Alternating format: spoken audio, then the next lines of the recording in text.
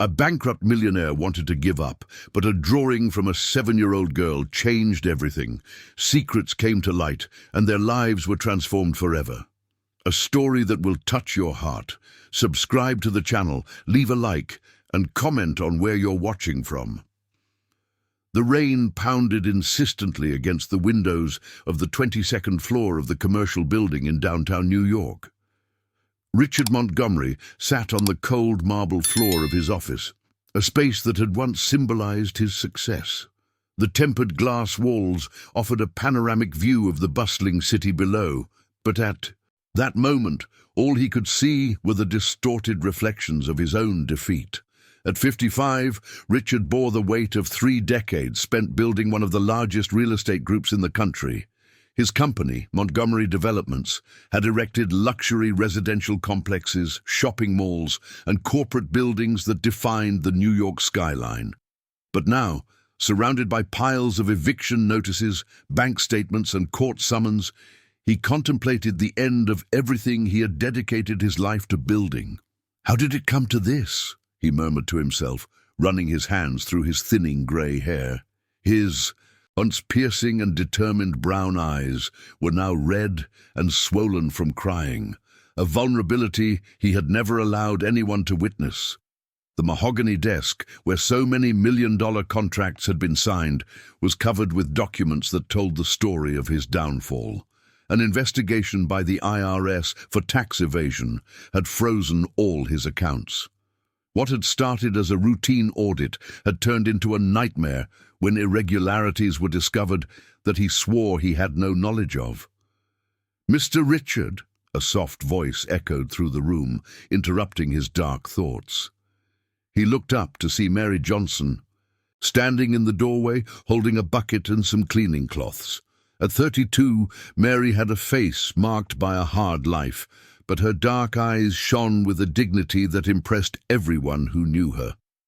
She had worked as a cleaner in the building for 3 years, always arriving before dawn to ensure everything was spotless when the first employees arrived. "Sorry to bother you," she continued hesitantly. "I know it's not the right time, but I had no one to leave my daughter with today. School cancelled classes because of the storm, and the neighbor who usually watches her had to travel. Would it be all right if—" "Come in, Mary," Richard replied in a hoarse voice, trying to compose himself. "It's no problem." At that moment, a small figure appeared behind Mary, shyly hiding behind her legs. Bella, 6 years old, was a petite girl, with long curly hair tied in 2 pigtails that swayed as she moved. Her large, curious eyes observed everything around her, with a mix of fascination and caution. "Bella, stay quiet over there in the corner while Mommy works, okay?" Mary whispered to her daughter, pointing to a nearby leather armchair by the window. The girl nodded and headed to the indicated spot, but her eyes remained fixed on the man sitting on the floor. There was something about the scene that intrigued her. A grown man so big and important, sitting like she did when she was sad. Mary began to clean discreetly, trying not to disturb him. She was well acquainted with the office routine and knew that Mr. Richard was usually a reserved person, but always polite to her. In the 3 years working there, they had exchanged only formal greetings and a few thank yous when she finished cleaning his office. "Mommy," Bella whispered, tugging at her mother's skirt, "why is the man on the floor?" "Shh, Bella, it's not our business," Mary replied softly, but her eyes also turned to Richard with genuine concern. As Mary worked, Richard remained lost in his thoughts. He remembered how it had all begun. He was the son of a small contractor from a small town who built affordable homes. Since childhood, he had accompanied his father on construction sites, learning every detail of civil engineering. When his father died at 25, Richard decided to expand the family business. He started small, renovating houses in the very neighborhood where he had grown up. His determination was ironclad. He worked 16 hours a day, slept on construction sites, and reinvested every cent he earned. Gradually, he secured larger contracts. Then came the apartments, commercial buildings, and finally the large developments that made him one of the most respected businessmen in the industry. But success had come at a price. His 15-year marriage to Helen ended in a bitter divorce. She accused him of loving work more than family, of never being present for important moments. They had no children, another constant source of conflict between them. Helen wanted to start a family, but Richard always postponed it, claiming he needed to solidify the business first. After the divorce, he isolated himself even more. He had few true friends. Most people around him were interested in his connections or some financial benefit. Paradoxically, despite his apparent coldness, Richard possessed a quiet generosity that few knew about. He discreetly funded the education of employees' children, helped struggling families, and made anonymous donations to various social causes. "Sir?" Bella's soft voice brought him back to reality. He looked at the girl who had approached and was now standing beside him, holding a piece of paper. "You look very sad," she said, with that brutal honesty that only children possess. "My mom said drawings make people smile when they're sad. I made this for you." Richard took the paper with trembling hands. It was a colorful drawing made with crayons, a yellow house surrounded by vibrant flowers of all colors. In the blue sky, a sun. The smiling girl shone brightly, and near the house there were two figures holding hands, a woman and a girl. "It's very beautiful," Richard murmured, feeling a lump form in his throat. "You draw very well." "The little house is where my mum and I are going to live one day," Bella explained enthusiastically. "It will have a big garden where I can play, and a little room just for me with a window where I can see the stars." At that moment, something broke inside Richard. Tears he had held back for weeks finally rolled down his face. Here was a 6-year-old child, the daughter of a cleaner, who probably earned in a month what he used to spend on lunch, dreaming of a simple little house and offering comfort to a stranger. "Bella!" Mary hurried over, realizing the situation. "I'm sorry, Mr. Richard. She didn't mean to bother." "No," Richard interrupted, wiping his eyes. "She didn't bother me. In fact," he looked again at the drawing, "she may have helped me more than she knows." Mary watched him with curiosity, noticing a subtle change in his expression. She had spent years working in different offices and departments, cleaning for successful executives and business people. She had learned to be invisible, not to ask questions and to keep her distance, but there was something different about this man at that moment, a humanity she had not noticed before. "Can I ask, are you okay?" she ventured to say. Richard looked at her for a long moment. No one had asked him that in months. His lawyers wanted to know about documents, the banks about payments, the suppliers about debts. But no one had simply asked if he was okay. "No," he admitted, "I'm not okay. In fact, everything is far from okay." 3 weeks had passed since that meeting in the office. Richard now found himself in a situation he never imagined possible. Sitting in the waiting room of a public defender's office in downtown New York, waiting to talk to a public defender. The contrast with the luxurious law offices he used to frequent could not be greater. Plastic chairs, peeling walls, and a noisy fan that barely alleviated the suffocating heat of December. "Richard Montgomery?" A young lawyer no older than 30 appeared at the door, carrying a folder full of documents. "I'm Dr. Sarah Johnson. Can we talk?" He followed her into a small room where they settled at a scratched formica table. Sarah opened the folder and began reviewing the papers with an efficiency that impressed him. "Analyzing your case, Mr.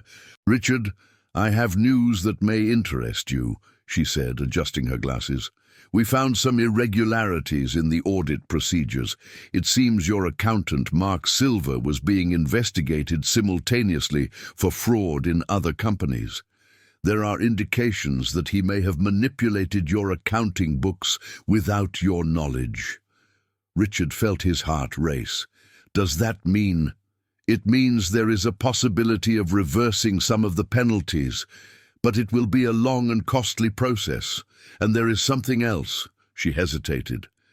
"During the investigation into Silver, we discovered that your ex-wife, Helen, may have provided distorted information about the company's finances during the divorce process."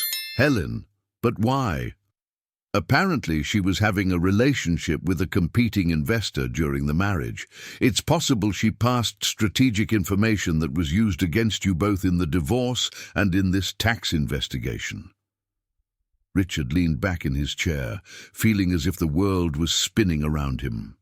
Helen, the woman he had shared 15 years of life with, had not only betrayed him emotionally, but also professionally. When he left the lawyer's office, it was already night. The streets downtown were bustling with people returning from work, street vendors offering their products, and the constant noise of traffic. He wandered aimlessly for a few blocks, trying to process everything he had discovered. Then he remembered Mary. She had mentioned that she lived in Brooklyn, not far from there. On impulse, he decided to look for the address that was in the human resources files of the building. The Brooklyn he found was quite different from the upscale neighborhoods he was used to. Small houses stuck together, narrow and uneven streets, but there was something welcoming about the place. People chatted on the sidewalks. Children played in the street even as night fell, and the smell of home-cooked food wafted through open windows. He found Mary's house, a narrow, old 2-story building painted in faded blue. He hesitated before knocking on the door, questioning whether it was appropriate to seek her out at home. But before he could decide, the door opened and Bella came running out. "It's the drawing guy," she exclaimed, beaming. "Bella, who is it?" Mary's voice echoed from inside the house. "It's Mr. Richard, Mommy." Mary appeared at the door, visibly surprised and a bit concerned. She was wearing a simple t-shirt and jeans, her hair pulled back in a ponytail. Without her work uniform, she looked younger and, Richard noted, very pretty. "Mr. Richard? Did something happen? Did I do something wrong at work?" No. I'm sorry for showing up like this, unannounced. I was passing through the neighborhood and—" He paused, realizing how strange his excuse sounded. "Actually, I'm not quite sure why I came here." Mary studied him for a moment, noticing the lost expression on his face. "Would you like to come in? I just made some coffee." The house was small but extremely organized and clean. The tiny living room had a floral fabric sofa that had seen better days, an old television, and several makeshift shelves filled with books and notebooks. The walls were decorated with Bella's drawings and some family photographs. "Please have a seat," Mary said, indicating the sofa. "Bella, go play in your room while we talk." "But I want to show my other drawings to the guy," Bella protested. "Later, dear. Right now. The adults need to talk." Bella made a face but obeyed, not before giving a conspiratorial wink to Richard. Mary brought 2 cups of coffee and sat in the armchair across from the sofa. "Sorry for the simplicity. I don't usually have visitors, especially from work." "Your home is cozy," Richard said sincerely. "It's been a long time since I felt so at peace somewhere." "Would you like to tell me what's going on? I know it's not my business, but—" She hesitated. "Since that day at the office, I've been wondering if you're okay." And then, to his own surprise, Richard began to share. He talked about the IRS investigation, the discovery of Helena's betrayal, and how he had lost almost everything he had built over 3 decades. Mary listened in silence, occasionally nodding without judgment or unsolicited advice. "And now I don't know what to do," he concluded.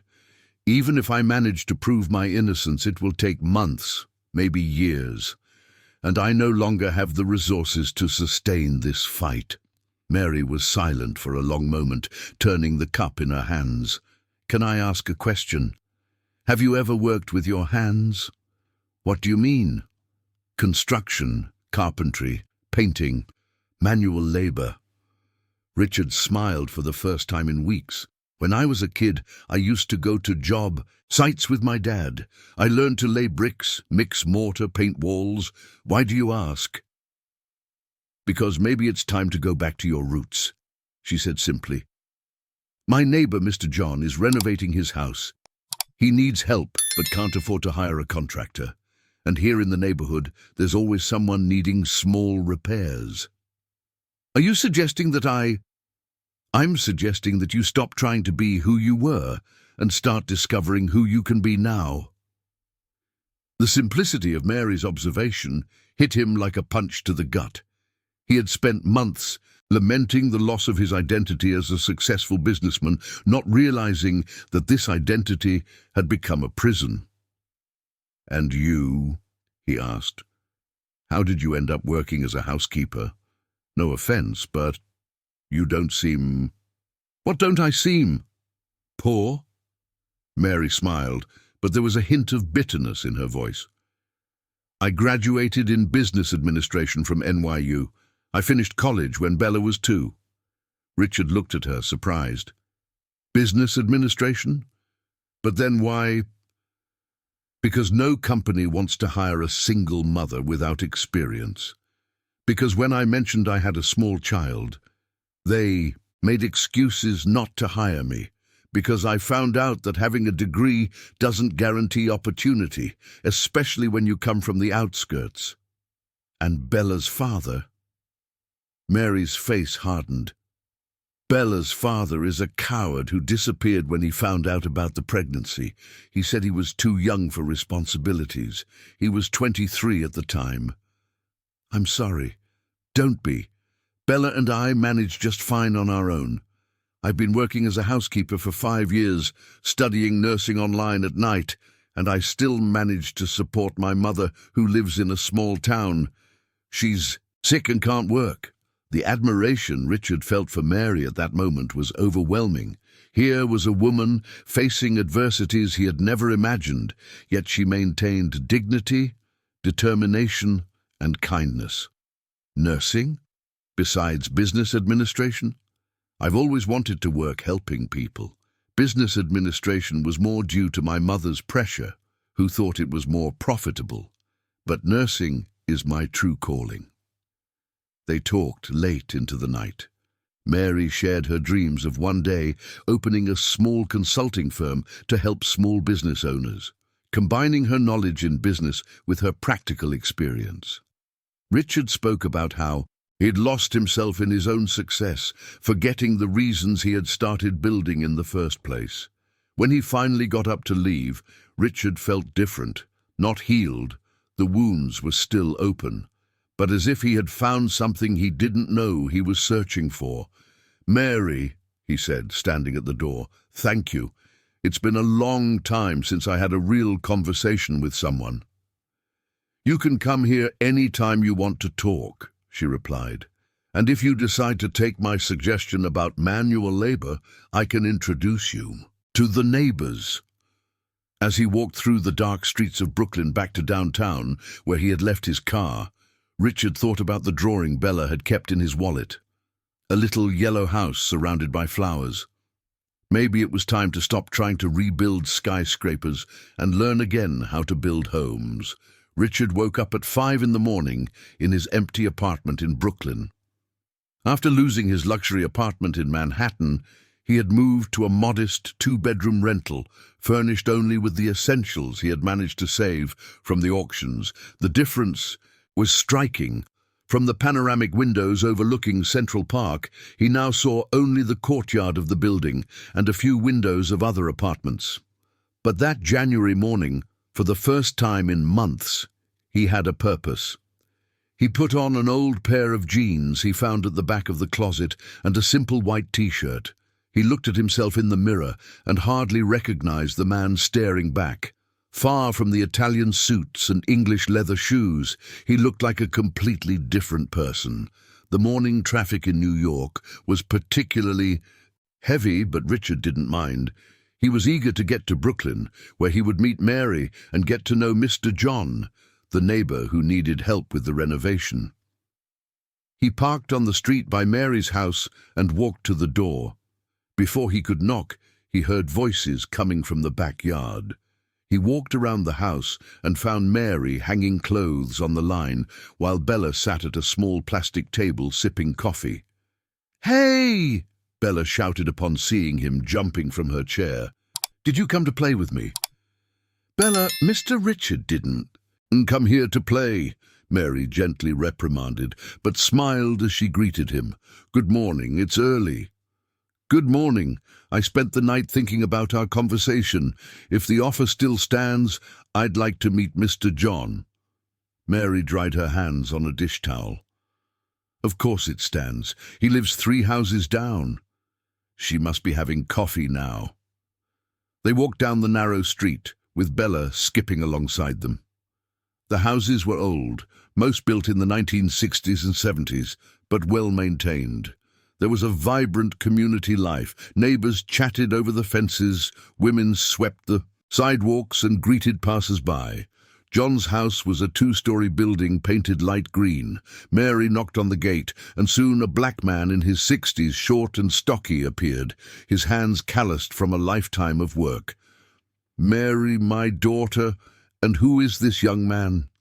"John, this is Mr. Richard, whom I mentioned yesterday. He has experience in construction and is available to help with the renovation."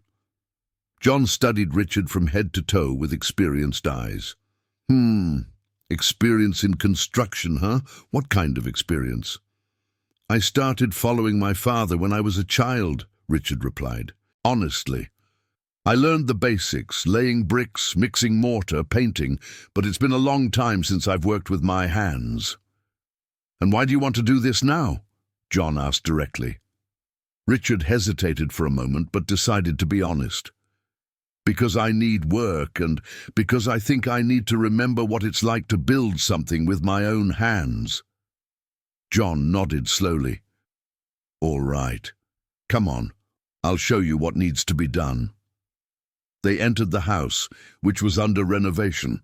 John was expanding the kitchen and building a bathroom in the backyard. The walls were just beginning, with only a few rows of bricks laid.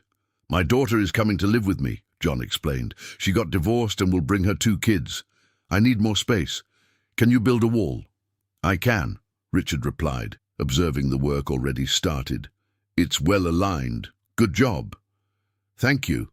I can pay $50 a day plus lunch." "It's not much, but—" "That's great," Richard interrupted. "When do we start?" "Now," John smiled for the first time. "I'll go get the materials." The next few hours were a true lesson in humility for Richard. His hands, used to holding pens and shaking hands with executives, soon became sore and calloused. The cement mixture stuck to his fingers, the bricks felt heavier than he remembered, and the January sun beat down relentlessly on his back.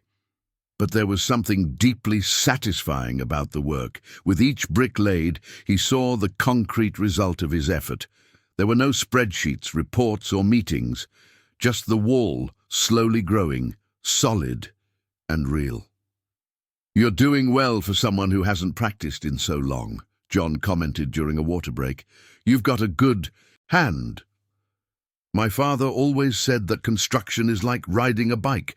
You never forget completely." "Was your father a bricklayer?" "Contractor. He built affordable houses in a small town. He passed away when I was 25. "And did you follow the same path?" Richard paused, thinking about how to respond. "For a while, yes. Then I got a bit lost along the way." John nodded, seeming to understand more than Richard had said. "It happens. The important thing is to find your way back." During lunch, sitting in the shade of a mango tree in the backyard, John shared his story. He had worked for 40 years as a welder in a metal shop, raised 5 children alone after his wife's death, and was now enjoying retirement to fulfill small dreams, like expanding his home to welcome his daughter and grandchildren. Life teaches that we don't need much to be happy, he philosophized, chewing on the sandwich that the neighbor had prepared.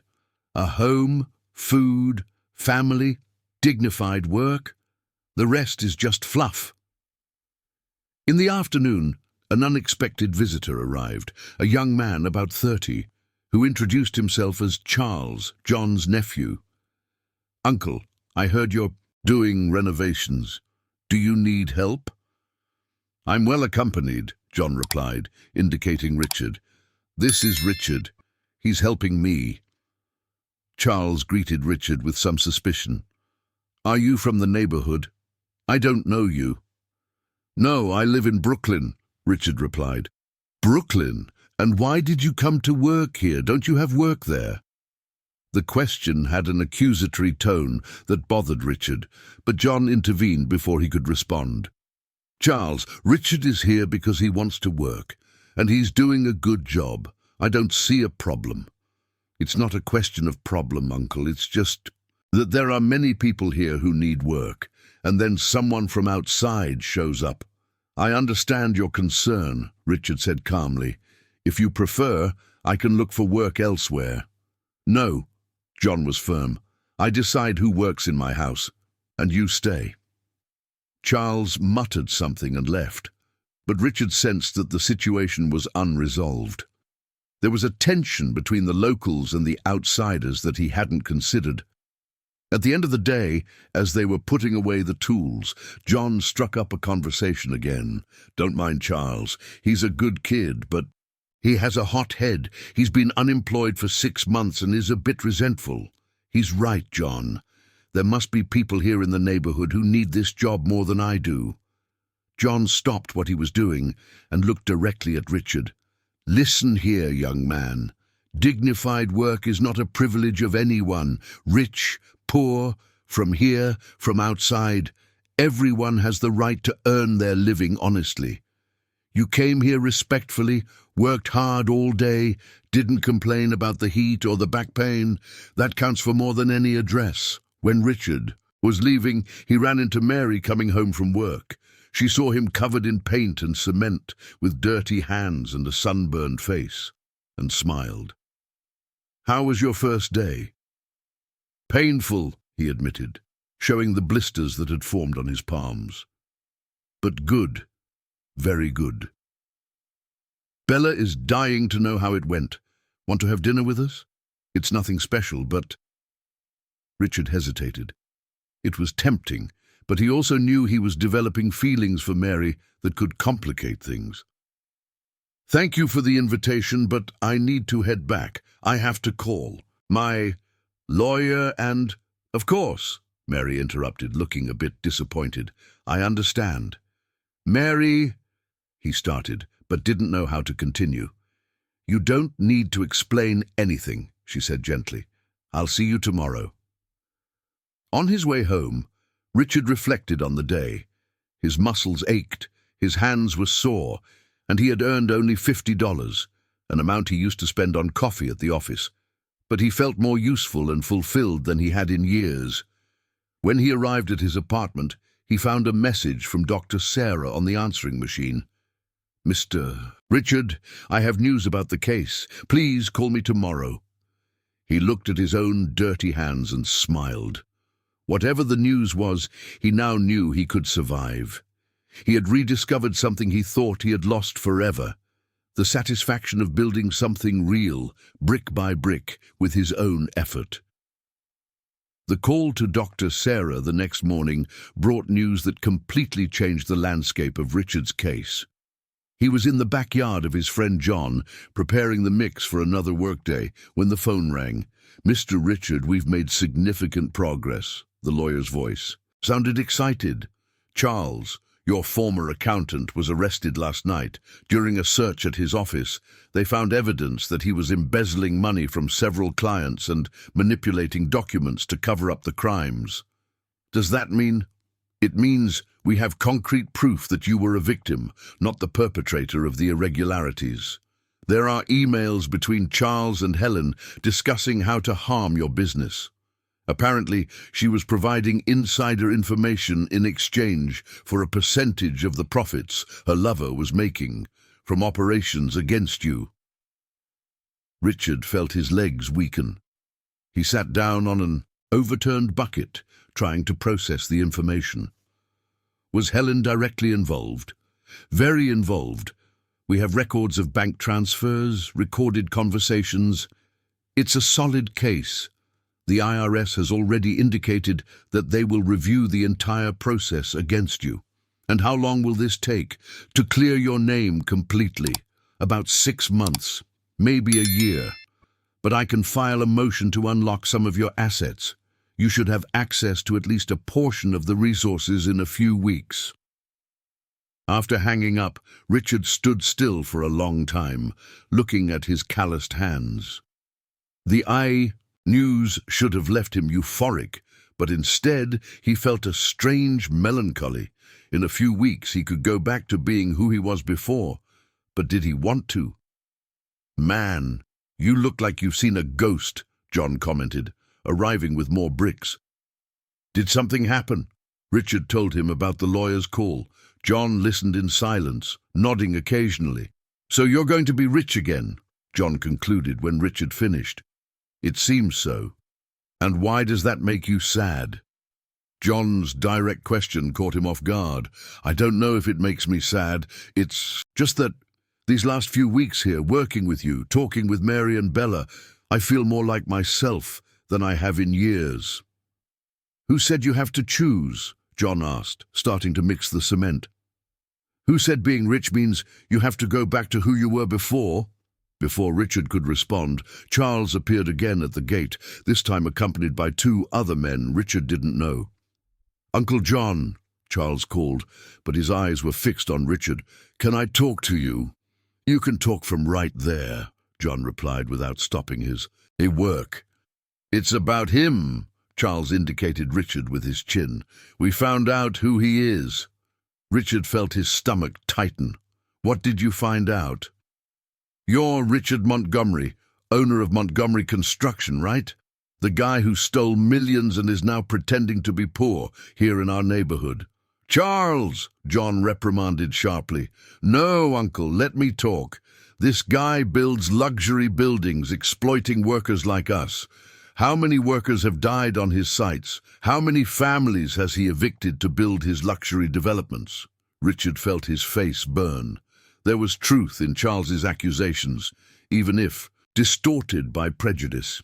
His companies had indeed participated in gentrification processes, and yes, there had been workplace accidents over the years.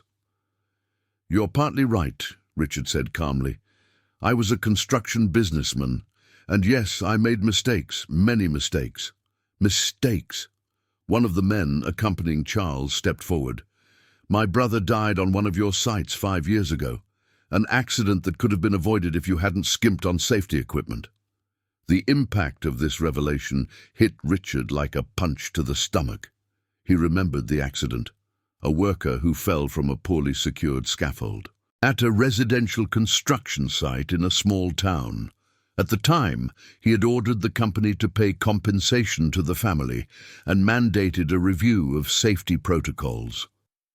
But he had never thought to personally reach out to the victim's family.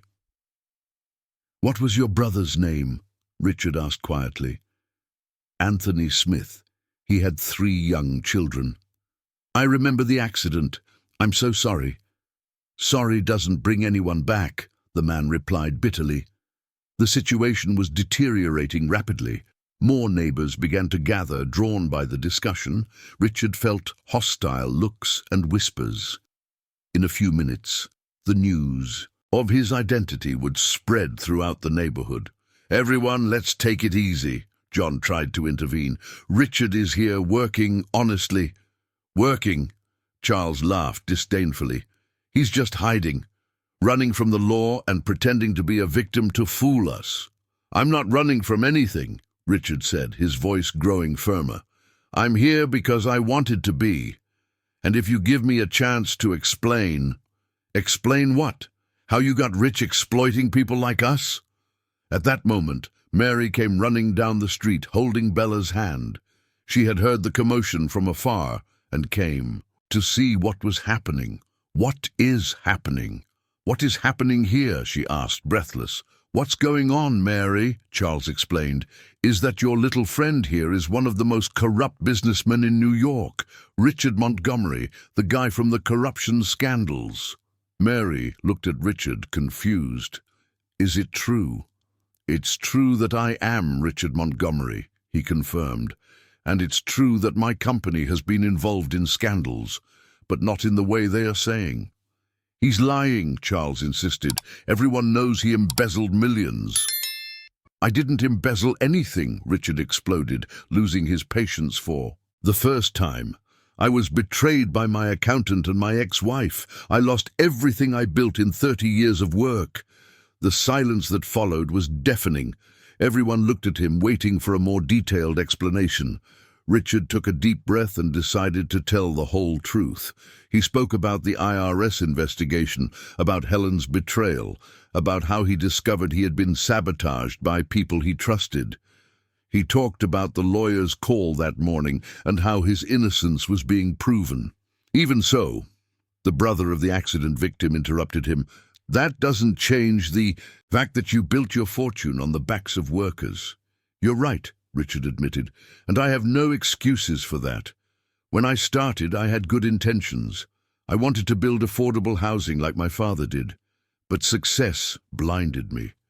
I distanced myself from reality, making decisions from air-conditioned offices without thinking about the consequences for the people who actually did the hard work." "And now you want us to believe you've changed?" Charles questioned. "I don't want you to believe anything," Richard replied. "I want to earn that trust by working, proving through actions, not words." Mary, who had remained silent throughout the discussion, finally spoke. "Are you all done judging?" Everyone turned to her, surprised by the firm tone of her voice. "I've been working for 3 years cleaning the building where Richard had his office," she continued. "Do you know what I've seen in those 3 years? I saw him arriving always before everyone and leaving after. I saw him treating employees with respect. I saw him helping families he didn't even know when they were in trouble." "Mary," Richard tried to interrupt her. "No, let me speak. You want to judge him by what you heard on television? Then judge me too, because he was the one who paid for Mrs. Smith's surgery on the 10th floor when she had cancer. He was the one who gave a scholarship to the doorman's son when the boy got into college. And do you know how I know this? Because I saw the bank transfers when I cleaned his office. He made sure no one knew." Richard looked at her, surprised. He didn't know Mary had witnessed his philanthropic actions. "And one more thing," Mary continued, now addressing Charles directly. "When you were hospitalized last year with pneumonia, who do you think paid for your private health insurance so you could get better treatment? It was an anonymous donation, remember?" Charles paled. "How do you know that?" "Because I saw the receipt on his desk the next day, and I saw him asking the building manager about your recovery." An awkward silence took over the group. Charles looked at Richard with an expression that mixed shock and confusion. "Why did you do that?" Charles asked quietly. Richard took a moment to respond. Because I saw you were a good son taking care of your mother alone, and because no one should die for lack of money for medical treatment." The tension in the air began to ease, but Richard knew that distrust still existed. It would take much more than a conversation to earn those people's trust. "Look," he said, addressing the group, "I understand your distrust. I have much to atone for, many mistakes to correct. I can't bring Anthony back." He looked directly at the victim's brother. "But I can try to honor his memory by doing things right from now on." 2 weeks passed since the confrontation in John's backyard, and the atmosphere in the neighborhood remained tense. Richard continued working on the renovation, but now faced suspicious looks and conversations that abruptly ceased when he approached. Only John, Mary, and Bella maintained the same cordiality as before. It was a Thursday in February, and the heat was stifling. Richard was plastering the exterior wall of the extension when he noticed dark clouds gathering on the horizon. The air was thick with the humidity typical before summer storms in New York. "It's going to rain hard," John commented, watching the sky. "We better cover the materials and stop for today." They had barely finished protecting the cement and bricks when the first drops began to fall. Within minutes, it turned into a violent downpour. Lightning cut through the dark sky, and the wind shook the roof tiles with alarming force. Richard took shelter in John's kitchen, along with the old mason, sipping coffee and watching the rain through the window. It was then that they heard screams coming from the street. "Help! Mrs. Smith's house is flooding!" The two men ran outside, even in the torrential rain. 3 houses down, they could see water pouring out of the front door of a small one-story house where an elderly woman lived whom Richard had seen a few times but never spoken to. When they arrived, they found a desperate scene. Mrs. Smith, a black woman about 70 years old, was standing on the sidewalk in panic, holding only a soaked purse. Water was gushing from a broken pipe in the yard, quickly flooding the house.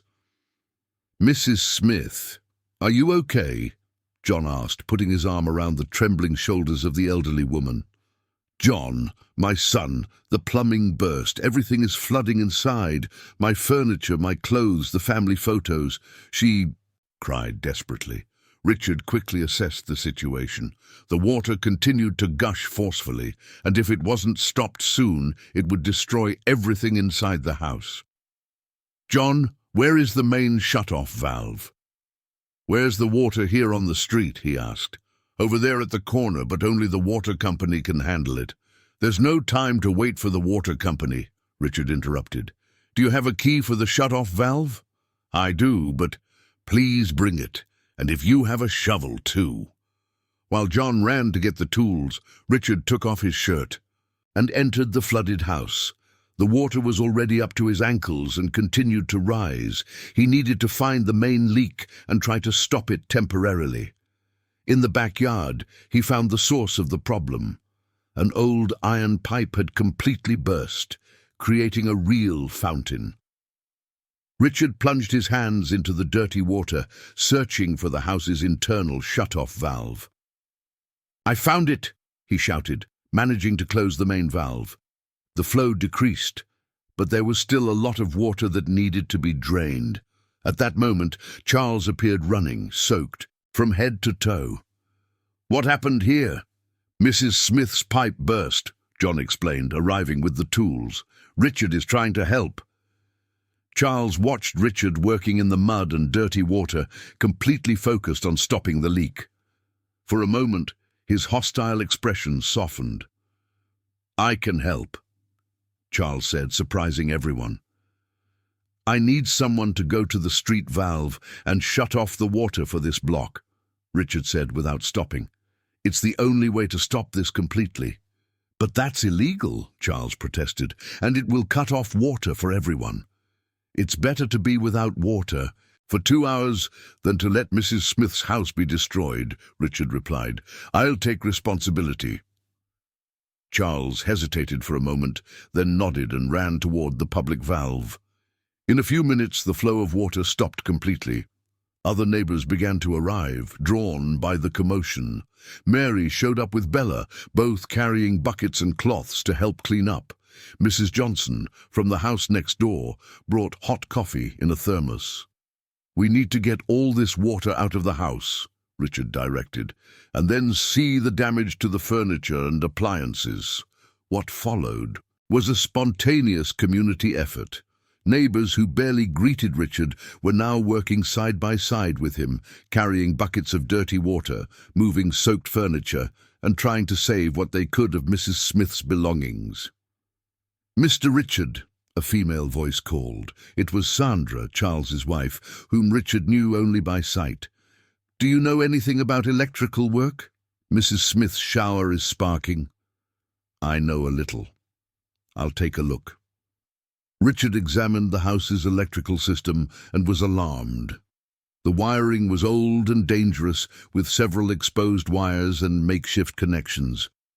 With the water, the risk of electric shock or even fire was extremely high. "It's better to shut off the electricity for the whole house," he advised. "This installation is very dangerous. It needs to be completely redone." "Redone?" Mrs. Smith panicked. "My God, how much will that cost? I don't have that money." "Calm down, Mrs. Smith," Mary comforted her. "We'll figure something out." Richard stepped away from the group and called his lawyer. "Dr. Sarah, about the partial release of my funds. How much can I withdraw immediately?" "About $50,000. Why?" "I need that money today. It's an emergency."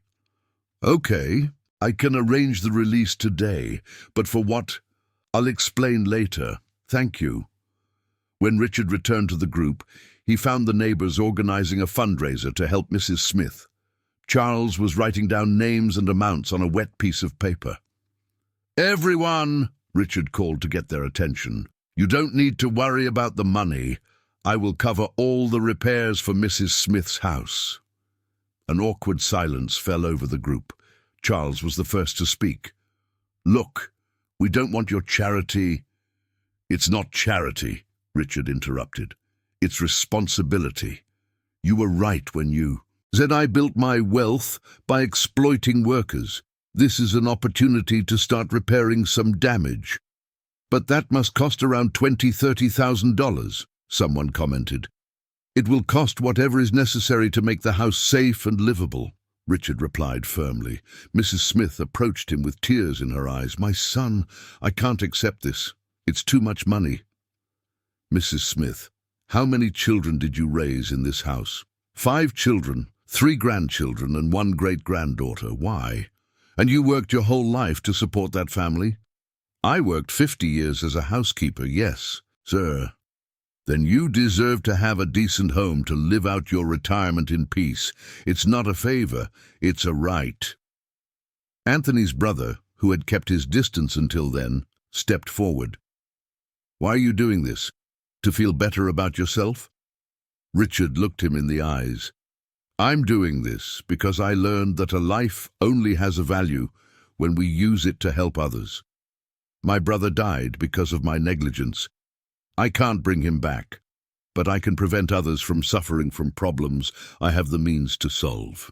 "Anthony wasn't your brother," the man corrected, but his voice no longer held the hostility it once did. "He was," Richard replied softly. "All workers who are harmed by corporate negligence are our brothers. It took me 55 years to understand that." The rain had stopped, but the work continued until nightfall. When they finally finished cleaning and organizing the house, Mrs. Smith insisted that everyone have dinner in her kitchen, the only part of the house that had escaped the flooding. It was a simple meal: rice, beans, fried sausage, and farofa, but Richard couldn't remember the last time he had eaten something so delicious. He was sitting on the floor of the small kitchen, surrounded by people who just weeks before saw him as an enemy, talking about everyday problems and future projects. "Mr. Richard," Bella said, appearing at his side with another one of her drawings, "I made this for you." It was a drawing of several people working together to build a house.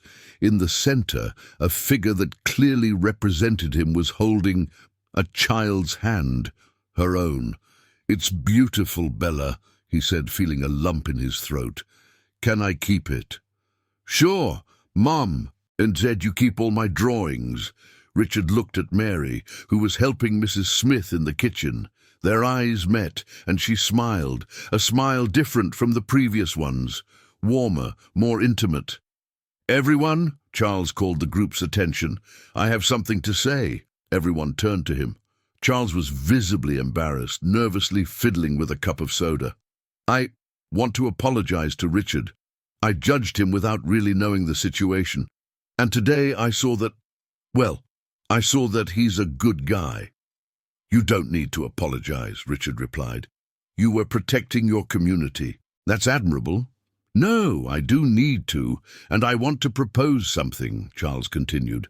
How about we form a group to help other neighbours who are having problems with their homes? Richard has technical knowledge. I know everyone here in the neighbourhood. Mary has experience in management. We can do some good work. Like a permanent volunteer group? Mary asked, interested.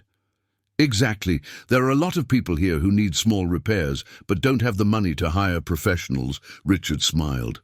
I like the idea. I can provide the materials and tools, and I can organize the demand and create the work schedule, Mary added. Then it's decided, Mrs. Smith declared. The first project of our group will be to renovate my house, and I will make food for all the volunteers.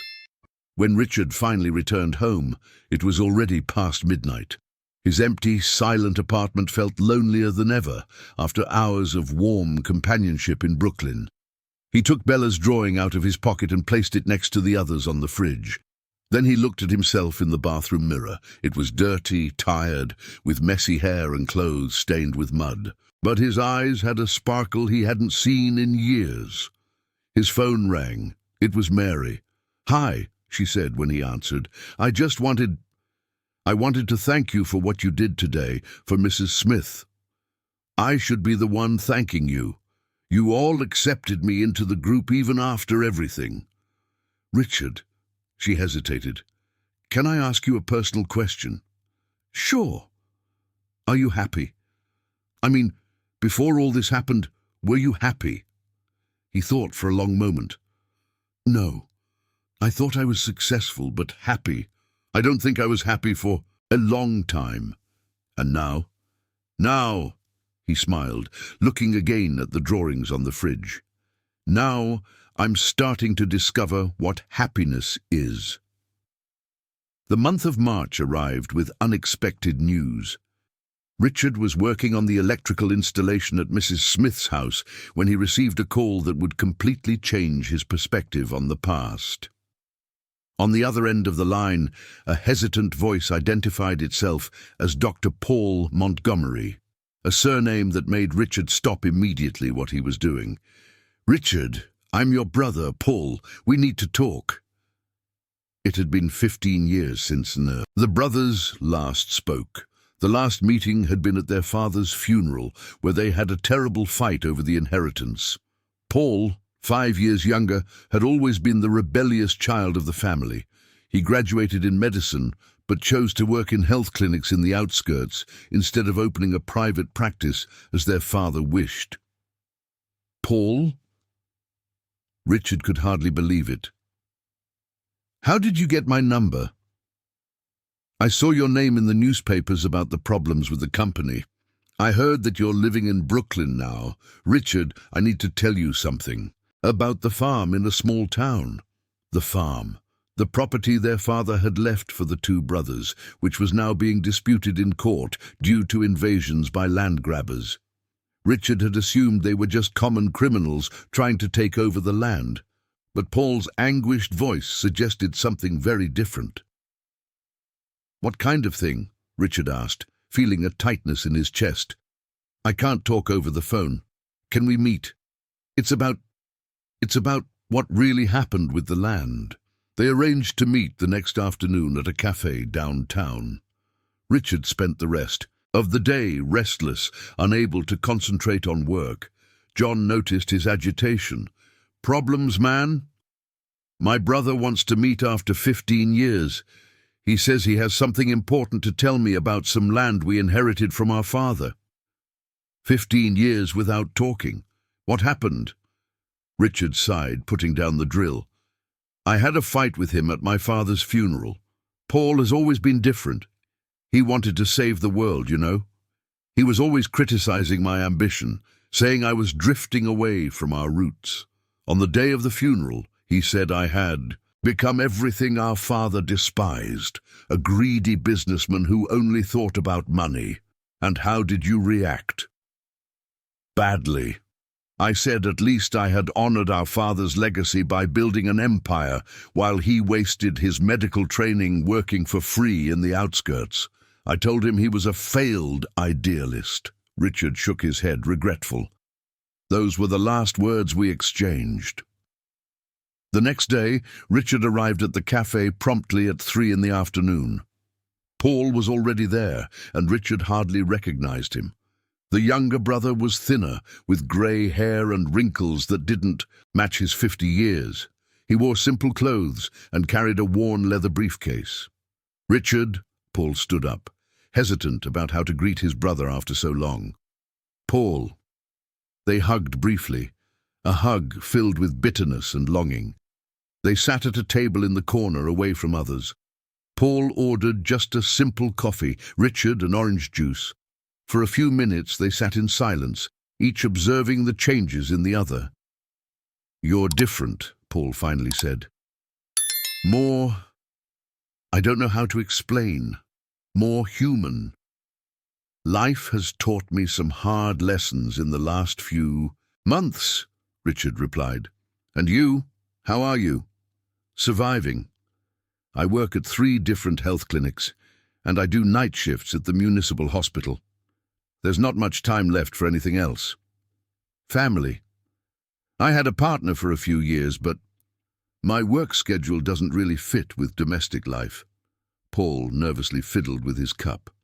"Richard, I need to tell you about that small town, about the squatters." "What about the squatters?" Paul took a deep breath. "They're not squatters, they're landless families that I allowed to occupy the property." Richard went cold. "You what?" 3 years ago, a group of families evicted from a settlement in Franco da Rocha had nowhere to stay. They had small children, elderly people. I knew our farm had been abandoned for years, so— "You gave our inheritance to invaders?" Richard's voice rose. "I didn't give, I allowed them to stay temporarily while the MST looked for a permanent solution.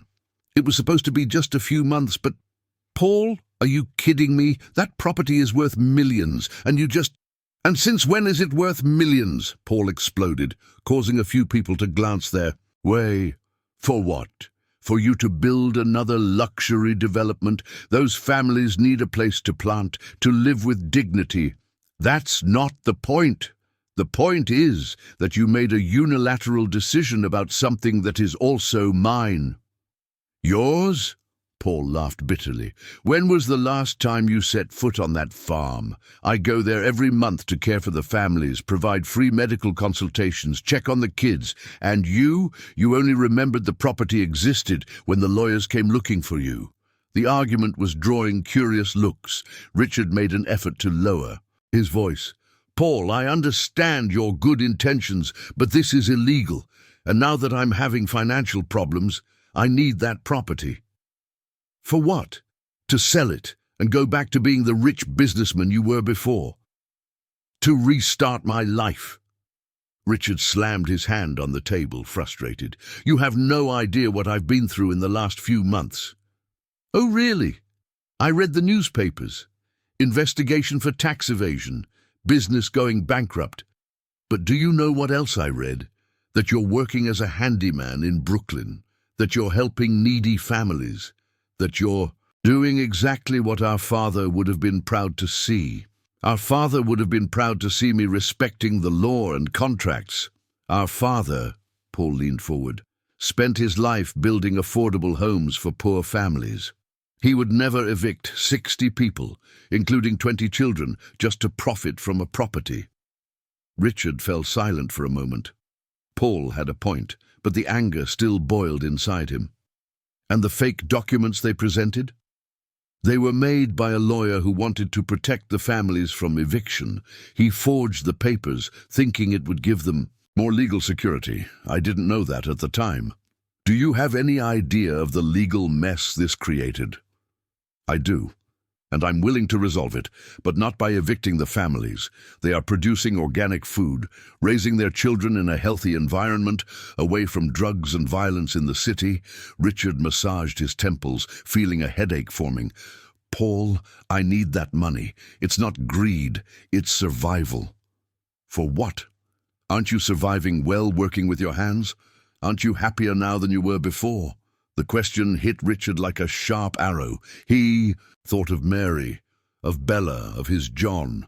The satisfaction of building something with his own hands, the sense of belonging he found in Brooklyn. That has nothing to do with... It has everything to do with it.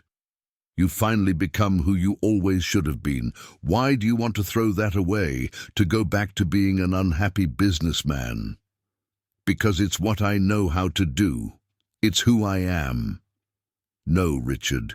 Who you are is the man who is renovating the house of a 70-year-old woman without asking for anything in return. Who you are is the brother I admired when we were kids, who said he wanted to build houses so everyone would have a place to live. Richard's eyes filled with tears. He remembered those childhood conversations when they dreamed of expanding their father's business to build entire neighborhoods for needy families. Paul, you don't understand. I fell in love. With whom? With a woman from Brooklyn. She has a small daughter. They deserve a better life than I can offer, making $50 a day. Paul looked at him with a softer expression. Does she love you because you're rich, or because you're who you are now? She doesn't even know I'm going to recover the money. Then why do you think you need to be rich to deserve her love? The question hung in the air between them. Richard didn't have an immediate answer. Let me propose something, Paul continued. Let's go to that small town together, meet the families, see what they're doing there. And then you decide if you want to evict them or if we can find a solution that works for everyone. What kind of solution? I don't know yet, but I know there is one. There's always a solution when people sit down to talk in good faith. Richard looked at his brother for a long moment. There was sincerity in his eyes, but also a determination he recognized. It was the same determination he saw in the mirror every morning. When? He finally asked. Next weekend. I can borrow a car from the health department. All right. But Paul, if I go there and decide I want to reclaim the property, will you respect my decision? I will. But promise me you'll meet the people before deciding, that you'll listen to their stories. I promise. When they parted at the cafe door, the brothers hugged again, this time with more affection. Paul was walking away when he turned one last time. Richard, I'm sorry for what I said at Dad's funeral. You are not a failure. In fact, I think you are finally becoming the man he always dreamed you would be. That night, Richard told Mary about the meeting with Paul.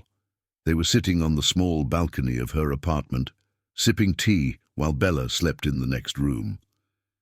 So your brother is a doctor and works with underprivileged families? Yes, he has always been like that. Since childhood, he had this social vein. I used to tease him, saying he was too much of a dreamer. And now? What do you think? Richard took a moment to gaze at the stars before responding. I think maybe he was right all along. Maybe I was the lost brother. Mary took his hand. You are not lost anymore. How can you be sure? Because lost men don't renovate homes for elderly people in need in their spare time. They don't teach children to dream. They don't make a woman believe that there are still good men in this world.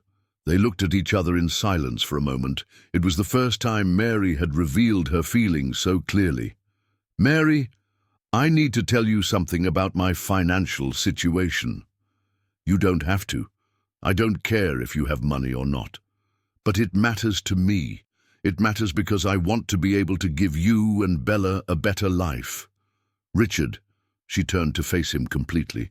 The best life you can give us is by being who you are now, being present, being caring, being real. The rest, we will build together, brick by brick. Saturday dawned with a clear and promising sky. Richard woke up early, nervous about the trip he would take with Paul to a small town. He didn't know what to expect from the meeting with the families living on the farm, but a part of him was curious to meet the people behind all that legal confusion. Paul arrived promptly at 8 in the morning, driving an old Civic borrowed from the community health center where he worked. The journey to the small town would take about 2 hours. Enough. Time for the brothers to talk about subjects they had avoided for 15 years. "Do you remember when Dad used to take us to the farm when we were kids?" Paul asked as he drove down the highway. "Of course. We went every summer. You always wanted to help milk the cows, and I was fascinated by the main house that our great-grandfather had built. The house is still there, you know. The family's restored it. It's even more beautiful than in our time." Richard felt a pang of melancholy. That property held some of his most precious childhood memories. Running among the pines, swimming in the waterfall, conversations with Grandpa about plans to expand the small potato farm. "Paul, can I ask you something? Why didn't you reach out to me before? After all these years, why now?" Paul sighed, slowing down to overtake a truck. "Pride, perhaps. Hurt. I really believed you had become someone I could no longer recognize." "And what changed?" "I read an article about you a few weeks ago. A small piece in the middle of the newspaper about how a failed businessman was helping underprivileged families in Brooklyn. The journalist had interviewed your neighbors. They spoke of you with such affection. It was like hearing about the brother I knew in childhood." Richard was surprised. "What article? I didn't see anything." "It was in the South Side Daily. The reporter's name is Sarah Johnson. She wrote that you were proving that sometimes true wealth comes when we lose everything we thought was important." The trip continued with the brothers sharing memories and trying to rebuild the bridge they had destroyed years earlier. When they reached the dirt road leading to the farm, Richard felt his heart race. The property had changed drastically. Where there had once been only pastures and a few scattered trees, there was now an impressive organization: well-built wooden houses, geometrically planned gardens, a common area with a playground made of tires and recycled wood, and even a small pen with some goats. "My God," Richard murmured, "how many people live here?" 15 families, 62 people in total, including 21 children. A group of people approached the car as they stopped. Richard could see curiosity and some tension on their faces. Obviously, Paul had informed them of his visit, but they didn't know what to expect. "Everyone," Paul said, getting out of the car, "this is my brother Richard, whom I told you about." A tall, thin black man in his 40s stepped forward.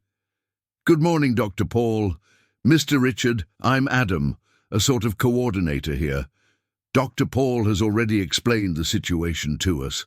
Richard shook Adam's hand, noting the firmness and honesty in his grip. "Good morning, Adam. It's a pleasure to meet you. Would you like to see the property? See what we're doing here?" "I would, yes." What Richard saw in the next 2 hours left him completely impressed. The families had created a small, self-sustaining community. Each family had its house, simple but well-built and organized. There was an improvised school where a former teacher who had lost her job taught the children, an ecological sewage treatment system, a community bakery, a small carpentry shop where some men produced furniture to sell in the city. "Dr. Richard," a young woman called him as they passed by the garden, "I'm Conceição. I wanted to thank you." "Thank you for what?" "For Dr. Paul telling us that you authorized us to stay here. We know it must have been a difficult decision." Richard looked at Paul, who discreetly signaled him not to deny the information. "How did you all end up here?" he asked, curious about their story. "Oh, sir, it's a long story," Conceição sighed. "My husband and I lost our home in a neighborhood in New York because he lost his job and we couldn't pay the rent. We ended up living on the street with our 3 children for almost 2 months." "And how did you meet my brother?" "Dr. Paul was working at a health clinic near where we were camping. My youngest son got sick, pneumonia. The doctor not only treated him, but also helped us find this place." As they walked, Richard learned about other stories. Families evicted, long-term unemployed, people who had lost everything in floods or fires. They all shared the determination to rebuild their lives with dignity. "And how do you organize yourselves here?" Richard asked Adam. "We have a meeting every week to make decisions together. Each family contributes what they can. Work in the garden, taking care of the children, maintaining the houses. Those with outside income contribute a portion for common expenses." Outside income? Some have managed to find jobs in the city.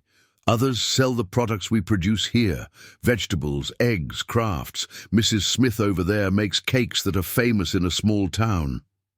Richard stopped in front of an area where several children were playing under the supervision of two women. Among them, he recognized a girl of about 7 years old who vaguely reminded him of Bella. "How do you handle the education of the children?" "Teacher Julia teaches them in the morning," Adam explained. "In the afternoon, they help with community activities, each according to their age. They learn early about responsibility and teamwork. And if someone wants to leave, they are free to leave whenever they want. We've had some families who managed to stabilize in the city and left. I'm always happy when that happens. It means our goal has been achieved." "What goal?" "To give people time and conditions to reorganize themselves. No one wants to stay here forever. We just want to have dignity while we fight to improve our lives." During lunch, a simple but tasty meal prepared collectively in the community kitchen, Richard talked with several people. He listened to dreams, plans, difficulties, and hopes. He met a nurse who was studying for a public service exam, a mechanic who was setting up a small workshop in the city, a seamstress who sold children's clothes at the local market. "Mr. Richard," Adam said as they were finishing their meal, "Dr. Paul told us about your financial problems. We want you to know that if you need to sell the property, we will understand. We just ask for some time to get organized." "How much time do you think you would need?" 6 months, maybe a year, for the families that have already achieved some stability to move out, and for us to help the others find alternatives." Richard looked around the table. They were honest faces, people who had faced adversity with dignity and were genuinely trying to rebuild their lives. "Can I ask a question? If you had resources, what would you do here?" Adam's eyes lit up. "Oh, sir, we have so many ideas. We could expand organic production, create an official cooperative, maybe even develop rural tourism. This area is beautiful. Many people from the city would pay to spend a few days on an eco-friendly farm." "Rural tourism?" "Yes, we have people here who know how to cook country food. Others who know trails in the woods, children who would love to teach visitors how to care for animals. We could offer an authentic countryside experience." Richard was silent for a moment, processing everything he had seen and heard. Then he turned to Paul. "Can I talk to you privately?"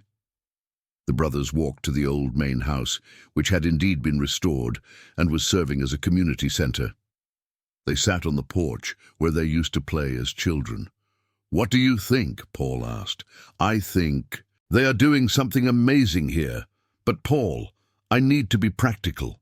This property is worth a lot of money that I need to restart my life. What if there was a way to have both, the money and the continuation of the project?" "How so?" "What if, instead of selling to a developer who will tear everything down and build luxury condos, you developed the rural tourism project that Adam mentioned?" Richard looked at him skeptically. "Paul, I know nothing about rural tourism, but you know about construction, management, project management, and you have a partner who understands administration and is studying nursing. Mary, why not? You could develop a sustainable project here together, a place where families could continue living and working, but that also generates income through ecotourism." The idea was bold, but Richard had to admit it wasn't impossible. The location was prime, the basic infrastructure already existed, and the people seemed genuinely committed. It would be a risky investment, he pondered. Every new beginning is risky, but at least it would be a new beginning you could be proud of. Richard watched the children playing in the yard. One of them, the girl, who reminded him of Bella, waved to him from the window of the makeshift school. "Can I think about it?" "Of course, but Richard, think with your heart too, not just with your head. All these years working only with your head haven't made you happy." On the way back to New York, the brothers talked about possibilities, challenges, and dreams.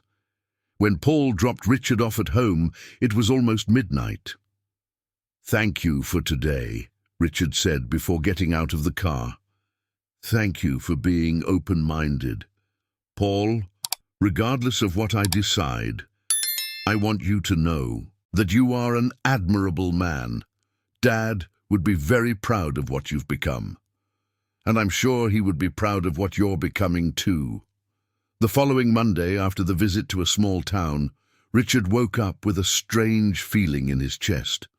All night he had dreamed about the farm, about the families he had met, and especially about the possibilities that Paul had planted in his mind.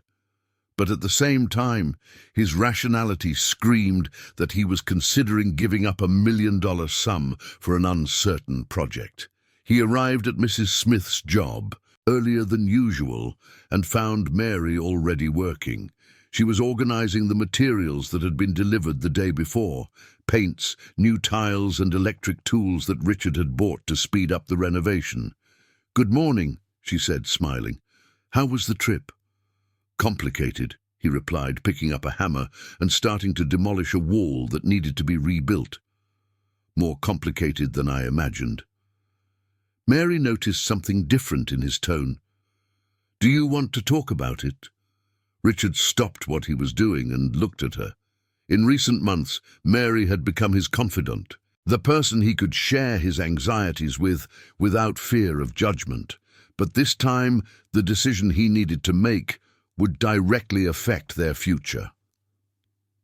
"Mary, if you had the chance to recover a sum of money that would completely change your life, but to do so, you would have to evict 60 people who have nowhere to go.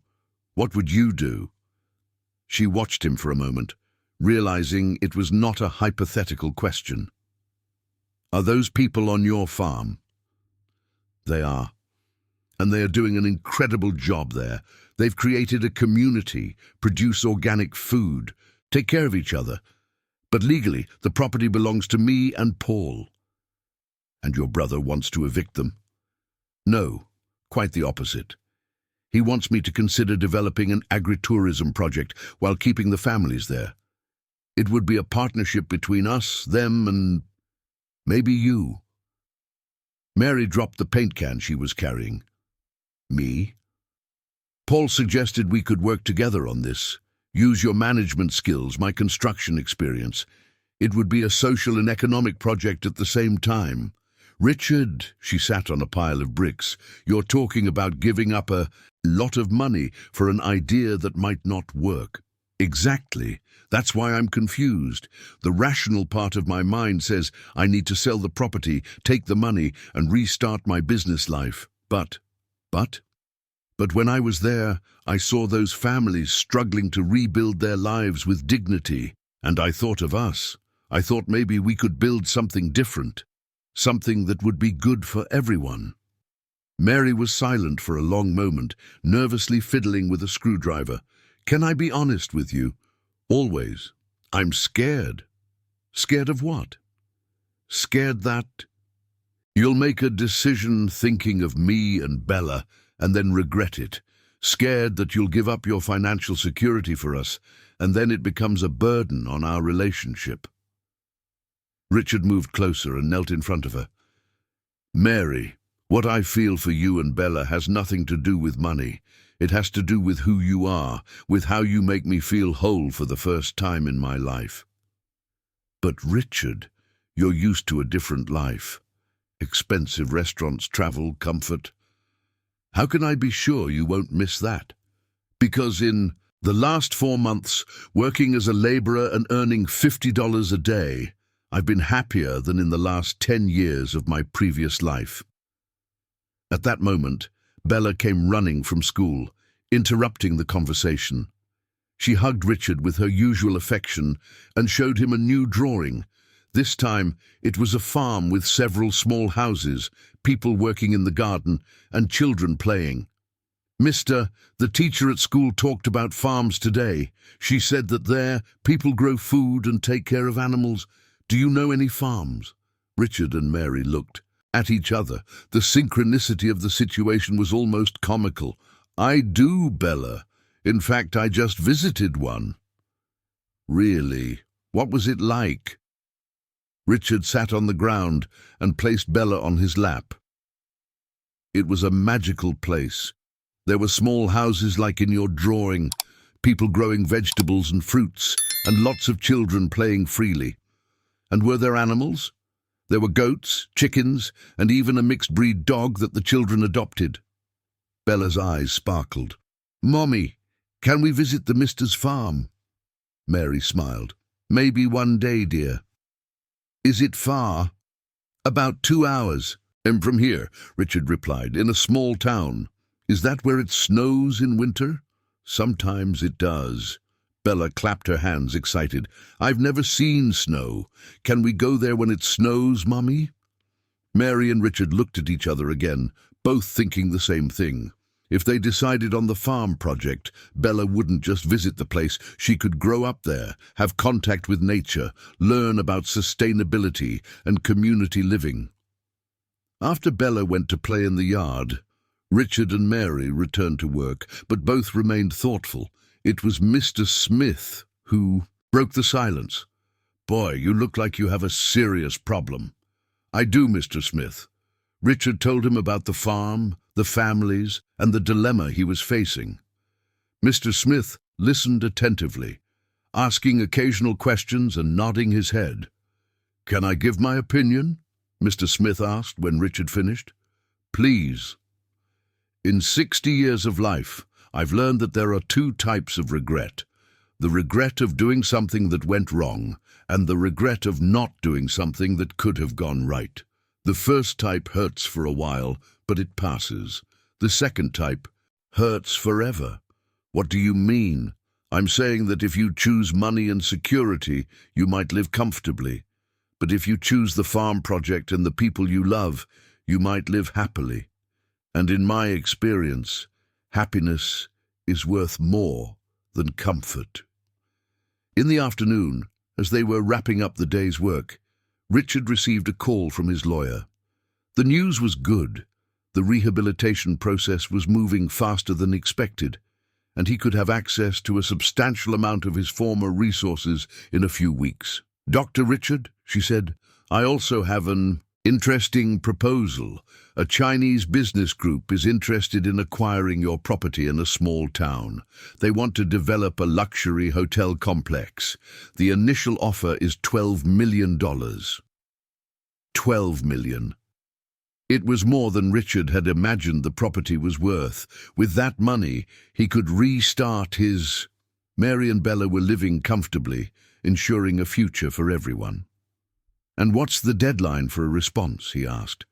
"They want an answer by Friday. If we accept, they could close the deal next week." "I see, I'll think about it." After hanging up, Richard stood still for a few minutes, looking at the simple houses in Brooklyn.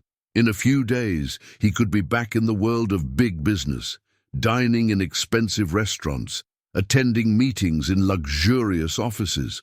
Or he could be starting an uncertain project, but one filled with purpose, alongside people he truly loved. "Problems?" Mary asked, noticing his expression. "A $12 million offer for the farm." Mary felt as if she had been punched in the stomach. $12 million. It was an unimaginable sum for someone like her, who had spent her whole life counting pennies. It's a lot of money," she managed to say. "It is. And are you going to accept?" "I don't know. I need to think." "Richard," she took a deep breath, "if you decide to accept, I'll understand. 12 million, it's a unique opportunity. And if I decide to refuse, Then I'll think you've lost your mind, she tried to joke, but there was seriousness in her voice. But I'll also know that you're the bravest man I've ever met. That night, Richard couldn't sleep. He stayed on the balcony of his apartment, looking at the city lights and thinking about all the possibilities that would open or close, depending on his decision. At 2 in the morning, his phone rang. It was Paul. "Sorry to call so late." His voice sounded tired. "I just left the clinic. We had an emergency here." "It's fine. I couldn't sleep either." "Are you thinking about the farm?" "Thinking about a $12 million offer to sell." Paul was silent for a moment. $12 million? "Yes, a Chinese group wants to build a hotel complex." "And are you going to accept?" "Paul, it's a lot of money, enough to secure the future of everyone I love." "Richard, can I tell you something? When I graduated, I had an offer to work at a private clinic in Manhattan. They were offering 10 times what I earn now. I turned it down because I wanted to work with those who really needed it. And do you regret it?" "Never. Not for a day. You know why? Because every morning when I wake up, I know my life has purpose. I know I'm making a difference in the lives of people who need me." "But you don't have a family to support." "I don't. And maybe that's exactly why. Maybe I never had the courage to start a family because I always prioritized my ideals over relationships." Richard reflected on his brother's words. "What are you trying to tell me?" "I'm saying you have something I never had, the chance to reconcile purpose with love, the chance to build a life that is both useful and happy." After they hung up, Richard went to the fridge and looked at Bella's drawings that he kept pinned there. Houses, families, colorful smiles made with crayons, simple dreams of a child who believed the world could be a better place. He picked up the oldest drawing, the little yellow house surrounded by flowers that Bella had made on the day they met. At the time, he had seen it as the naive consolation of a child. Now he realized it was much more. It was a life project. Thursday arrived like an emotional hurricane for Richard. It was the last day to respond to the Chinese investor's proposal, and he still hadn't made a definitive decision. He spent the morning working mechanically at Mrs. Smith's house, trying to organize his thoughts while painting the walls of the new kitchen. Mary noticed his restlessness and decided to give him space, focusing on organizing the final touches of the renovation. The house was almost ready. In a week, Mrs. Smith could move back from the room she had improvised at a neighbor's house. "Mr. Richard," Mrs. Smith appeared at the kitchen door, leaning on her cane. "Can I talk to you for a minute?" "Of course, Mrs. Smith. Do you need something?"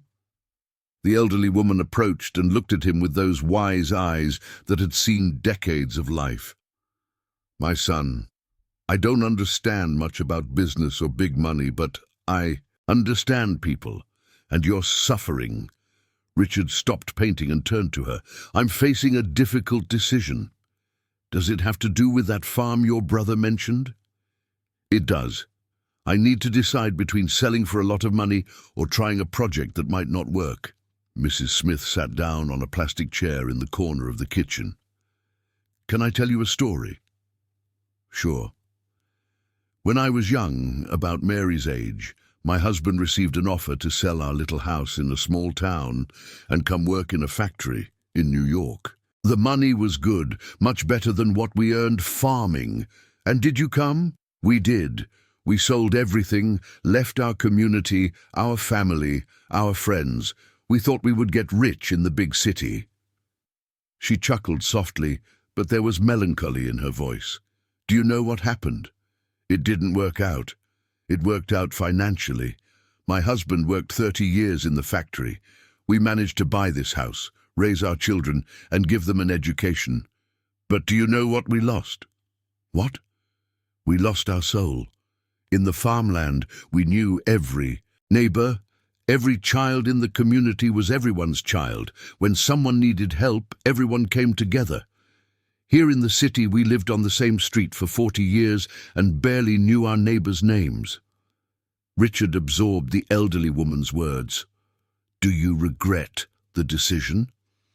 I don't regret it because it was what we thought was best at the time. But I learned one thing. Money buys comfort, but it doesn't buy community. It buys security, but it doesn't buy purpose. And when we get old, that's what we miss. And why are you telling me this, Mrs. Smith? He smiled. Because since you arrived here in this neighborhood, I've seen something I haven't seen in a long time. I've seen people coming together, helping each other, creating a real community. And all of this happened because you chose to be here, working with your hands, mingling with simple folks. But Mrs. Smith, if I choose the farm project instead of the money, I might be risking the future of the people I love. Or you could be building a better future for those people.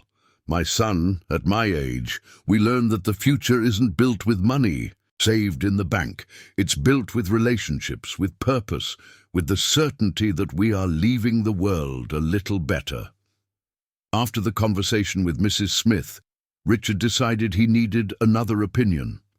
He called Mr. Smith and asked if he could meet him at the bakery on the corner for a coffee. When he arrived, he found Mr. Smith animatedly chatting with some neighbors about the upcoming World Cup. Richard waited for the conversation to finish before addressing his dilemma. Mr. Smith, can I ask for your advice about that farm situation? Of course, young man. Have you decided anything? I'm leaning towards refusing the Chinese offer and trying the project with the families and Paul. Mr. Smith observed him carefully. And what's holding you back? Fear.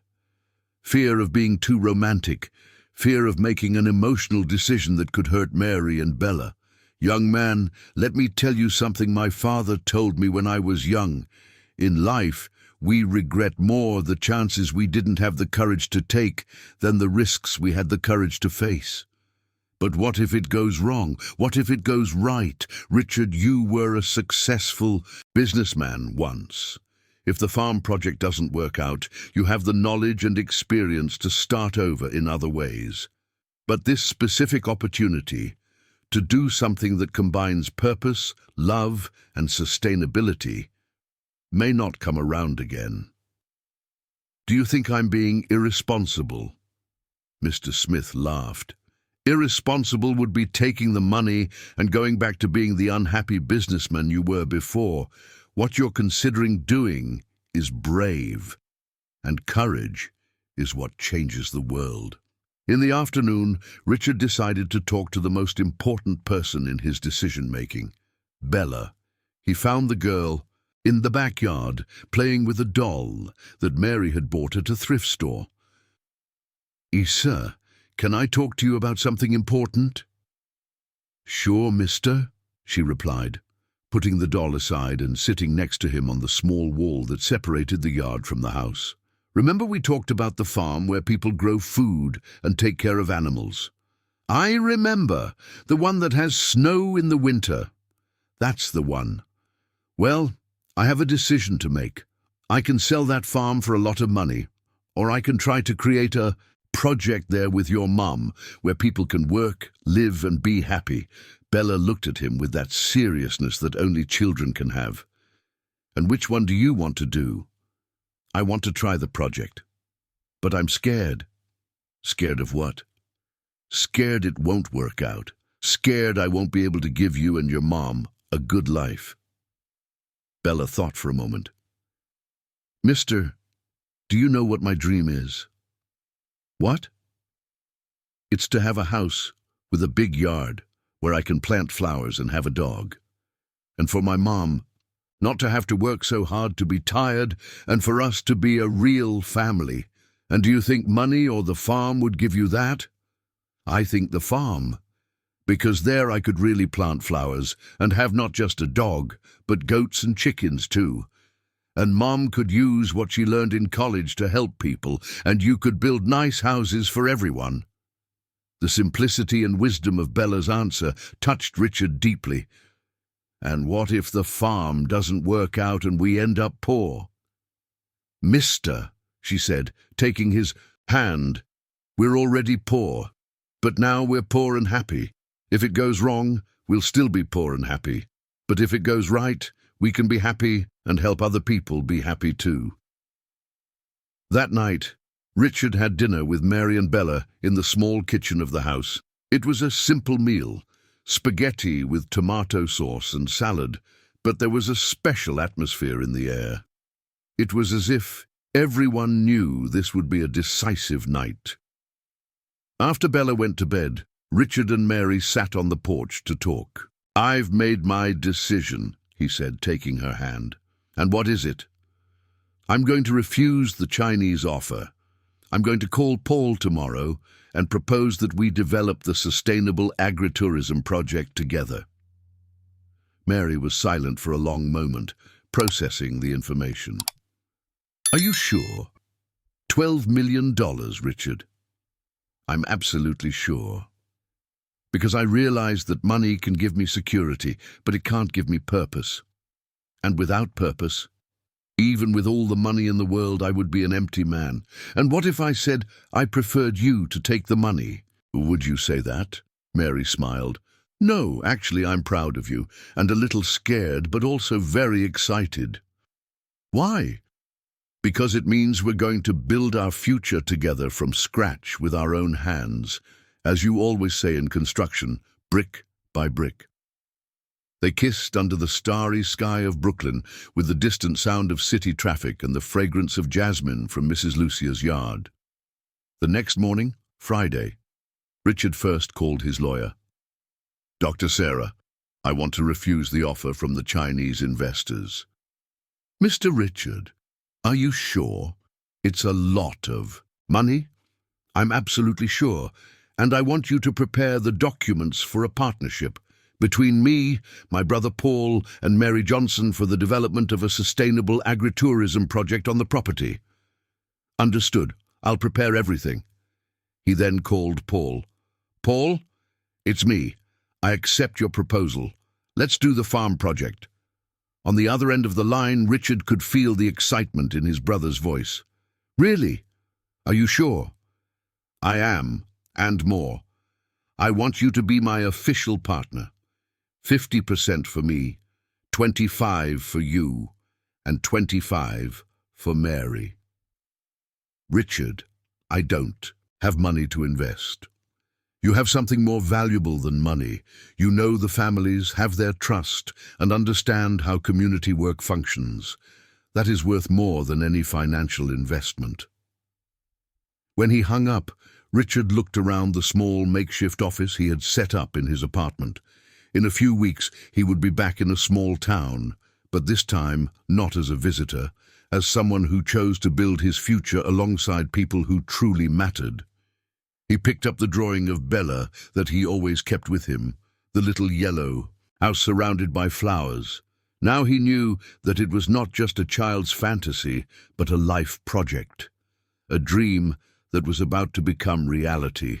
6 months after the decision that changed the course of his life, Richard was sitting on the porch of the old farmhouse, watching the flow of people arriving for the first official weekend of the Roots Project, as they had named the sustainable agritourism venture. The transformation had been impressive. Working in partnership with the resident families, they had created an infrastructure that maintained the community essence of the place while offering an authentic rural living experience for urban visitors. Small guest houses were built with reclaimed wood and sustainable techniques. A large community kitchen served meals prepared with organic ingredients grown right there, and various educational activities showcased everything from permaculture to artisanal woodworking. "Daddy, look what I planted."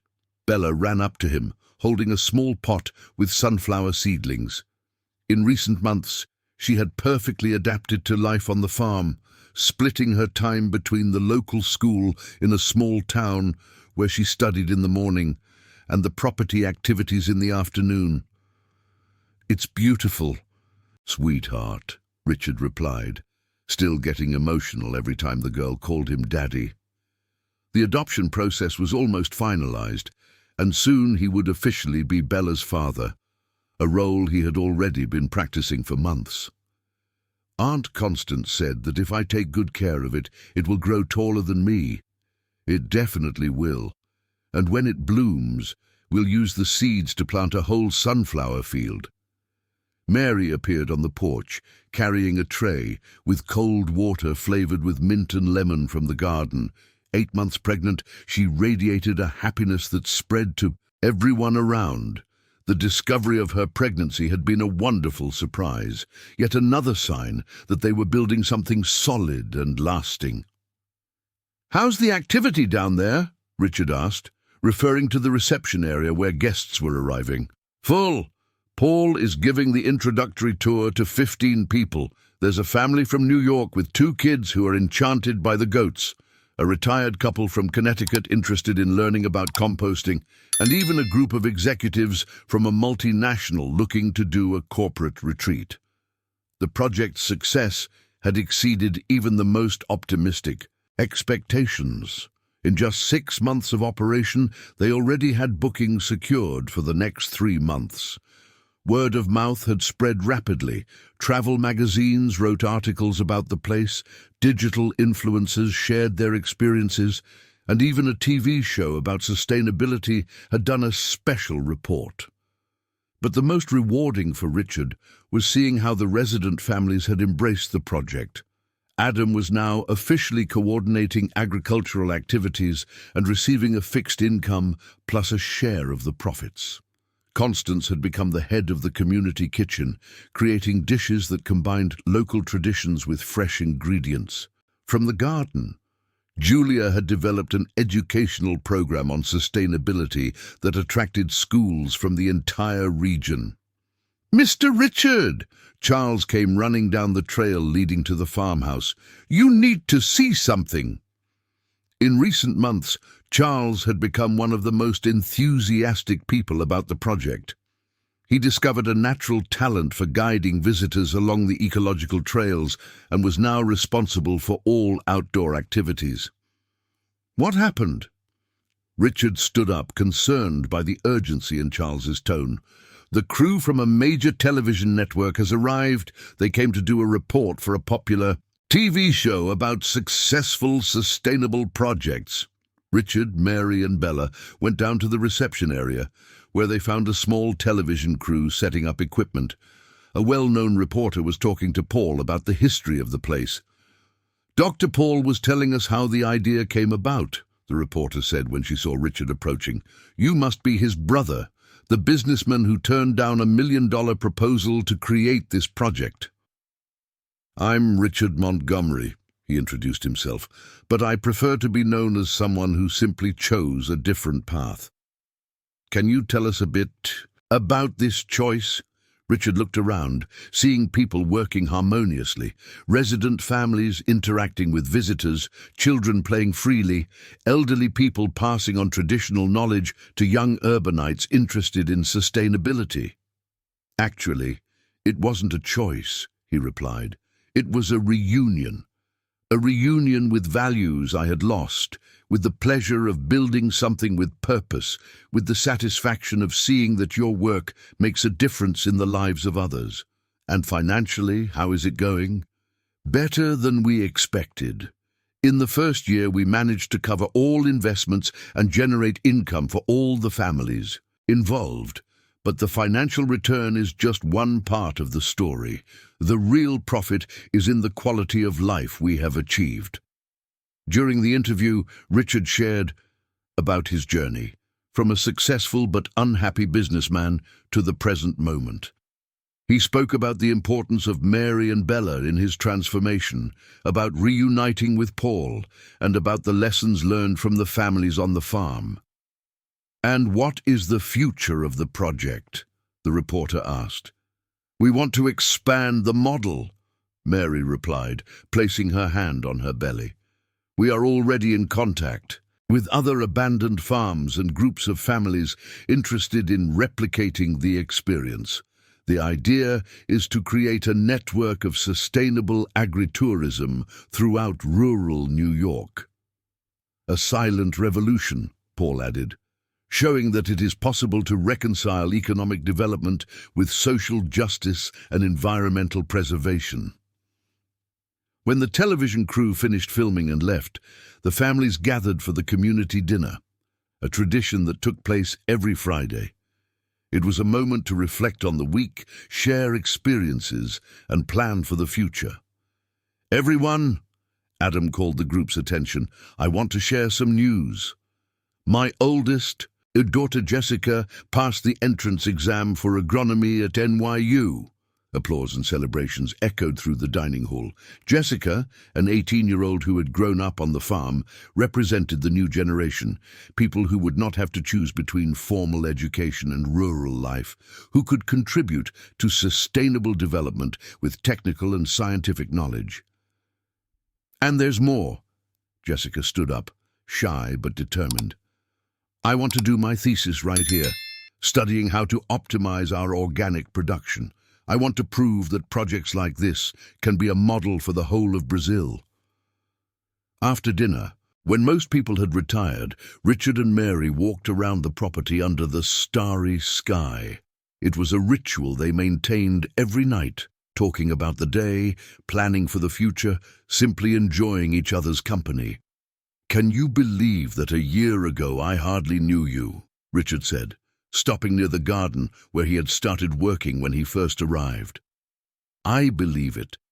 And can you believe that a year ago I thought I would never graduate as a nurse or have my own home? And now you are about to graduate. We have our home, our family, our project, and our baby arriving in a few weeks," Mary added, stroking her belly. "What are we going to name him?" "If it's a boy, I thought of Gabriel. It means messenger of God. And if it's a girl, Hope," Richard completed, "because that's what you and Bella brought into my life." They embraced in silence, listening to the nighttime sounds of the farm, crickets chirping, the wind rustling the trees, the distant mooing of cows in the pasture. "Richard," Mary said softly, "have you ever regretted it? The choice we made?" "Never. Not for a second. And you?" "Neither have I. Sometimes I wonder where we would be if things had been different, if you had accepted the Chinese offer, if I had never walked into that office with Bella. But you did, and it changed everything. It proved that small gestures can have enormous consequences. Like Bella's drawing that first day. Exactly like Bella's drawing." The next morning, Saturday, Richard woke up early and went to the place where they had built a small memorial in honor of Anthony Smith, the worker who had died years earlier on one of their projects. It was a simple plaque with the inscription, "In memory of all the workers who lost their lives building others' dreams. May their sacrifices inspire the construction of a more just world." He had reached out to Anthony's family a few months earlier and discovered that the widow was struggling to support their 3 children. He offered her work on the farm and scholarships for the children. The oldest, 15 years old, now helped Charles on the ecological trails and dreamed of studying biology.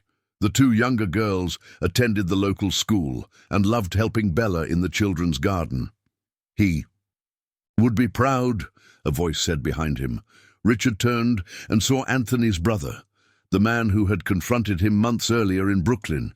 He had become one of the project's most enthusiastic supporters, even bringing other friends to see the farm. "I think so," Richard replied. "I hope so. I'm sure. Anthony always said he wanted to leave a better world for his children. In a way, that's what happened. His death made you reflect, made you change, and now hundreds of people are benefiting from it. It wasn't just his death, it was the whole context. Mary, Bella, Paul, you guys from the neighborhood. But it started with him, and that means something." Throughout the weekend, Richard observed the interaction between residents and visitors. He saw stressed executives discovering the peace of milking a cow, He saw urban children learning where the food they eat comes from. He saw nostalgic elders reconnecting with traditions they thought they had lost forever. But his most precious observation was seeing Bella moving around all of this with the naturalness of someone who was born there. She had become a little ambassador of the project, explaining to visitors how composting worked, showing where the chickens laid their eggs, telling stories about each animal on the farm. "Miss," she said to a visitor from New York, "want to see something cool?" She took the woman to a small area where they had planted sunflowers in the shape of a heart, an idea she had after seeing one of the first drawings she made for Richard. "My daddy helped me plant it this way," she explained proudly. "He said that when the flowers bloom, it will look like a giant yellow heart that can be seen even from the top of the mountain." The woman was moved by the simplicity and beauty of the gesture. "Your family must be very happy here." "Yes. Here everyone is family. Aunt Constance and Mrs. Martin take care of me when Mommy is working. Uncle Adam teaches me about the plants. Uncle Charles takes me on the trails. And my dad builds houses where people can be happy." On Sunday night, when the last visitors had left, the families gathered again to evaluate the weekend. The balance was extremely positive, both financially and emotionally. "Everyone," Paul announced, "I have some news for you. The State Department of Tourism wants to use our project as a model for a sustainable rural development program. They want to help replicate our experience in other regions." "What does that mean exactly?" Constance asked. "It means resources for expansion, training for other communities, and most importantly, official recognition that models like ours work." Richard smiled, thinking about how his life had changed. A year earlier, he sought recognition through business awards and appearances in the economic media. Now, the recognition that truly mattered came from seeing families thriving, children growing up with solid values, and visitors returning home with a different perspective on sustainability and community life. Later, when he was putting Bella to bed, she asked a question that surprised him. "Daddy, why do some people think money is more important than being happy?" "Why do you ask that, sweetheart?"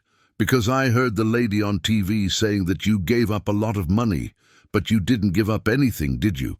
You gained a family." Richard laughed, impressed by the girl's wisdom. "You're right. I didn't give up anything. In fact, I gained everything that really matters. And our baby will grow up here." "Too?" "Yes. He or she will grow up in this magical place, surrounded by people who love and care for each other. Just like I grew up. Even better, because now we know what really matters." When Bella fell asleep, Richard returned to the room he shared with Mary. She was sitting on the bed, making some notes in a notebook. She had graduated as a nurse the previous month and was now coordinating a preventive health program for the entire community. "What are you thinking about?" she asked, noticing his contemplative expression. "I'm thinking about the drawing," he replied, showing her the yellowed paper he still kept in his wallet. "Remember, the little yellow house surrounded by flowers? How could I forget? That was what started it all. Today I understood that Bella didn't draw a house. She drew a home, a place where people can grow, dream, love, and be happy. And now that's real."